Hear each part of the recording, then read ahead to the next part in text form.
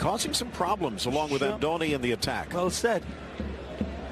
This man is a different way of creating problems like this. Top of the 18, second touch, Modric. Oh, he's in! Loose for Benzema, trickles to the back post, and it's going to count. Gareth Bale has opened the scoring as it pinballs home for Real Madrid. Yeah, but ahead of the pinballs was brilliant from Isco and Marcelo.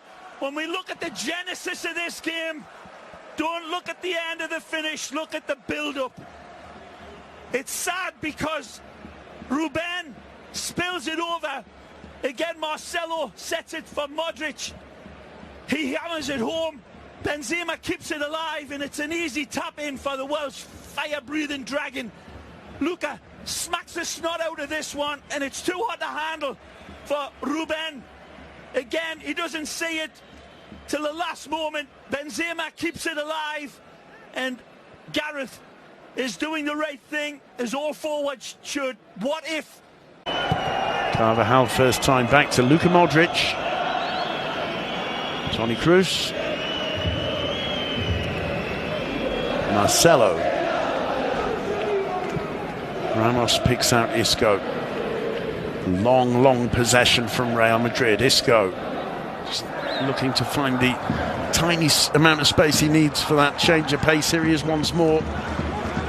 Carvajal. Luka Modric. Isco. Benzema just about brings it down. Marcelo gets the cross in. Oh, it's so easy. Sensational. Absolutely beautiful football. Casemiro with the finish. I was just going to say how well I thought the Deportivo defence were holding their ground, but that was hypnotic. If you look at the reason I heard your voice saying Modric, why has he got so much space? Tactically, if you look at Benzema and Bale, they're not. Neither of them is playing as an out-and-out 9. They're playing in the space. So the holding midfielders are having to push just to try and support their centre halves and squeeze those two players, which gives Modric space. And this is a trademark of Zidane we're seeing. Marcelo and Carvajal are allowed to play as wingers, not wing backs, out-and-out wingers. And time again in this match, as last season, you'll see 5 white shirts up front, 5 forwards, as if it was the 1950s and the old 2-3-5 formation. That is trademark Zidane. That's an absolutely hypnotic goal. It just goes to show that Zinedine Zidane has changed this Real Madrid side and imposed his own personality on it. And there's touch football, a possession of 2 minutes leading up to the goal. With everybody moved, completely unnecessary. You've made the point. It's exactly what happened when Carvajal. Maybe Pepe Mel, Simon, maybe he likes to see the temperature of this game going up. I'm not convinced. Too bad on Mosquera. Luisinho and Modric. Wow, that's a red card.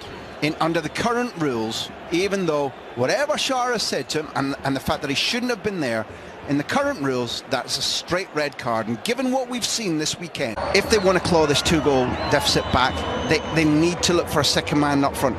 But in the midfield, they're already overwhelmed. Here's Isco. Gareth Bale. He might fancy the shot. Pulls it back. Toni Kroos.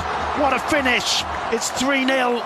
And just when Deportivo seemed to be grasping at the opportunity of pulling themselves back into this game, along come Real Madrid. The combination of Isco, Gareth Bale and Toni Kroos, and they kill you. And just, I love the timing, because I was saying they're overwhelmed in midfield, so therefore to push another man up front is too big a risk. And look who did the damage in midfield. Karim Benzema. There's, in theory, is your number 9 striker. Drop back and look at this pass. Absolutely perfect into Isco's path, and Bale's thinking about right foot shot here, cut inside, but like good teams do, he looks up and Kroos scores from the edge of the box because they practice shooting from distance over and over again. And as you mentioned with that second goal, look how many white shirts arriving. Modric is there, Isco's waiting for the ball to come back to him. Benzema's got all the way from the left wing to the edge of the penalty area. The options are absolutely tremendous, and it's a great finish from Toni Kroos. Играйте и выигрывайте вместе с прогнозист Фонбет.